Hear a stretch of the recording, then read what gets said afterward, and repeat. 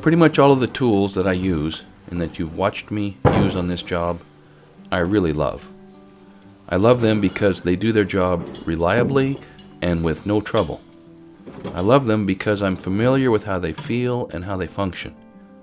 The tools that don't do this, that break or get jammed or wear out, sort of wash out.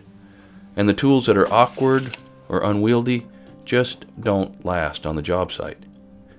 Now I know, and happily admit, that I've only used and only familiar with really a small portion of the overall tools that exist in the marketplace.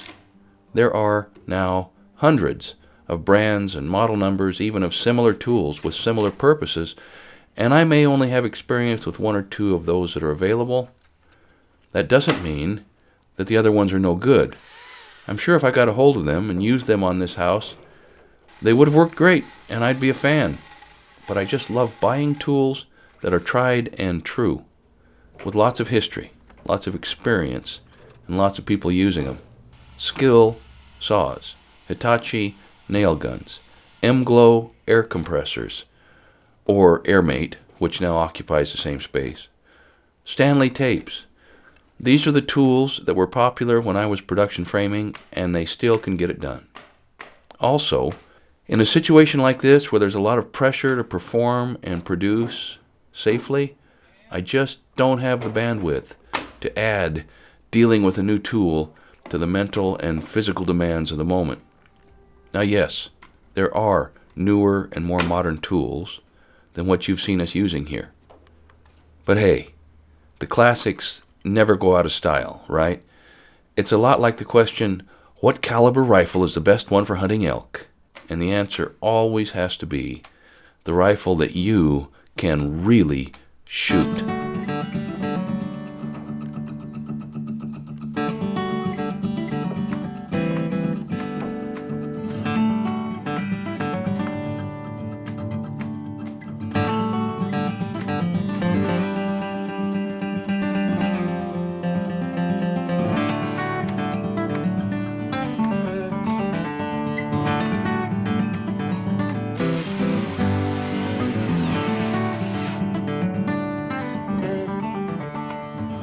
Steep roofs are more expensive.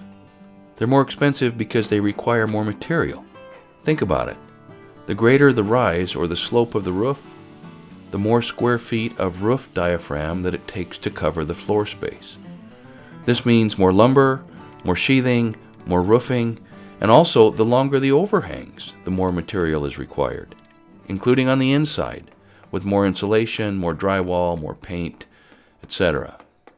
Besides that, they are certainly tougher, more physically demanding to build, sheet, and roof. And, as part of that problem, they're more dangerous. But boy, are they handsome. The least expensive roofs you can put on a house are low slope. Very few gables, very few changes in ridge lines and elevations with small overhangs. Basically, everything is opposite to what we've chosen to do here. Whoops.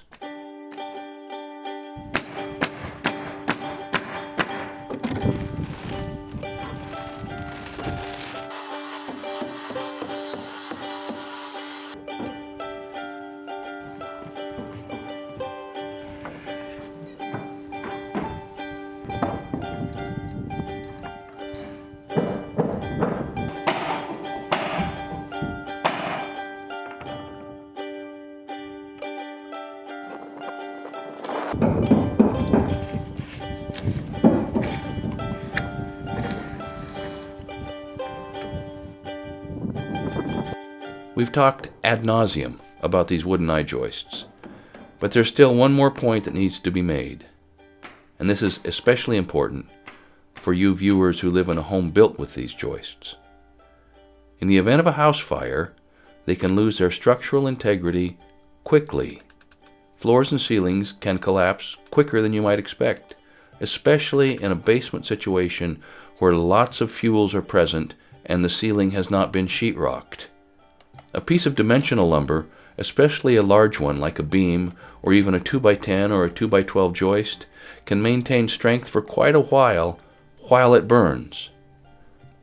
There have been firefighters who have died from floors collapsing sooner than they expected. Now, as a society, we are continually wrestling over the risk-benefit calculations of living in the real world. The benefit that these terrific engineered marvels bring are lower cost, longer spans, and the fact that they hugely reduce the number of big trees that must be harvested to build the structures that we need. Thanks for watching, and keep up the good work.